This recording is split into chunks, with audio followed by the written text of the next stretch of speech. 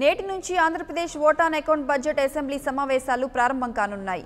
ఉదయం 9:30 ఉభయ సభలను ఉద్దేశించి governor Narasimhan ప్రసంగించనున్నారు.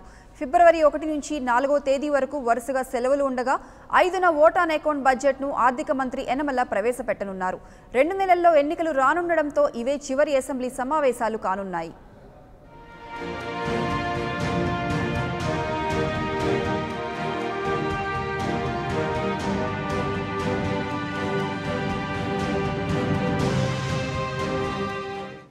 AP assembly budget సమావేశాలు నేటి నుంచి ఫిబ్రవరి 8 వరకు జరగనున్నాయి.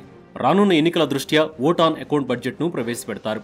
ఉదయం ఉభయ సభలను ఉద్దేశించి గవర్నర్ ప్రసంగించనున్నారు. అంతకంటే ముందుగా అసెంబ్లీలోని సీఎం చంద్రబాబు ఛాంబర్లో మంత్రివర్గ భేటీ జరగనుంది. ఈ భేటీలో అసెంబ్లీ గవర్నర్ చేసే ప్రసంగానికి మంత్రివర్గం ఆమోదం తెలుపుతుంది.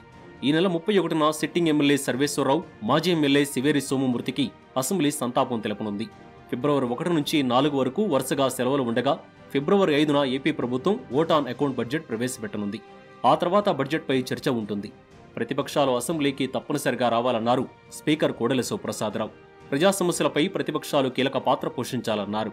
బడ్జెట్ ప్రతిపాదన, ఓట్ ఆన్ అకౌంట్ బడ్జెట్ ప్రతిపాదన, దానిపై చర్చ, గవర్నమెంట్ బిల్లులు, ప్రశ్నోత్తరాలు, 0 అవర్, మిగతా అంశాలన్నిటిపైన కూడా చర్చలు జరిగి 8వ తేదీతోటి ఓట్ ఆన్ అకౌంట్ బడ్జెట్ సమావేశాలు ముగుస్తాయి. దేనికంటే మార్చి 31 తర్వాత ప్రభుత్వం ఖర్చు పెట్టాలన్నా నిర్ణయాలు తీసుకోవడానికి అసెంబ్లీ ఆమోదం కావాలి. కాబట్టి రాబోయే జూన్ 2 నాటికి గవర్నమెంట్ ఫామ్ అయినాయి గతంలో. అప్పటి వరకు కూడా బడ్జెట్ అప్రూవల్స్ కావాలి. ఇది రాజ్యాంగంలోని 16వ ఆర్టికల్ ప్రకారం ఉన్నటువంటి నిబంధన.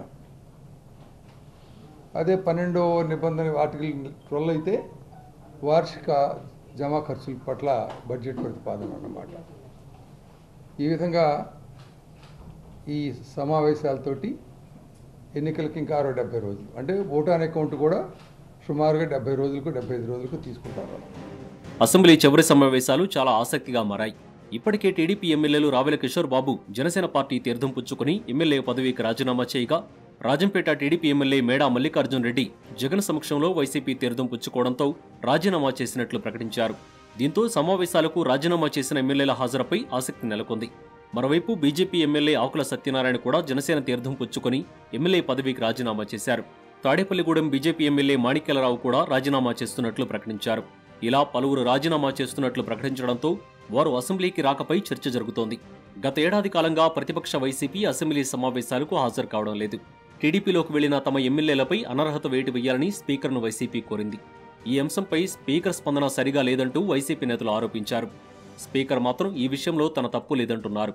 రాష్ట్ర విభజన తర్వాత హైదరాబాద్లో మొదలైన ఏపీ అసెంబ్లీ సమావేశాలు 2 ఏళ్ల క్రితం నుంచి అమరావతిలో జరుగుతున్నాయి. 2 నెలల్లో ఎన్నికలు ఉండడంతో ఇవే చివరి అసెంబ్లీ సమావేశాలు కానున్నాయి. అసెంబ్లీ సమావేశాలకు పటిష్టమైన భద్రతా ఏర్పాట్లు చేయాలని పోలీసులను స్పీకర్ ఆదేశించారు.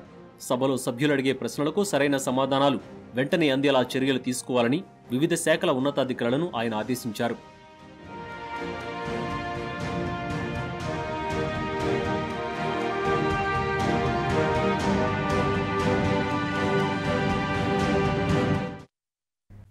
For more updates, please subscribe 99 TV Telugu.